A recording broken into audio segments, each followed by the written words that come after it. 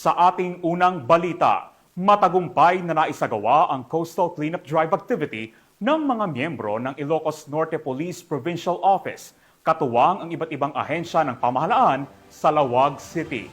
Ang magandang balitang yan ay hatid ni Police Corporal Joanna Marie de los Santos.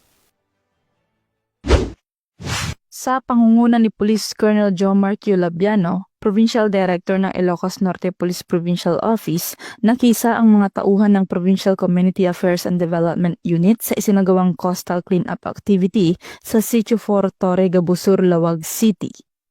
Ang naturang aktibidad ay inorganisa ng ASESWAO o Save the Earth A to Z VR1 na nagtipon ng mga volunteer mula sa Northwestern University, Centro Lawag City at mga opisyal ng Barangay Gabusur. Layunin ng naturang gawain na isulong ang pangangalaga ng kalikasan at maitaguyod ang malinis at ligtas na kapaligiran para sa susunod na henerasyon. Ayon kay Police Colonel Labiano, patuloy ang Ilocos Norte PPO sa pagpapaigting ng kanilang community partnership at environmental programs bilang bahagi ng bagong PNP para sa bagong Pilipinas.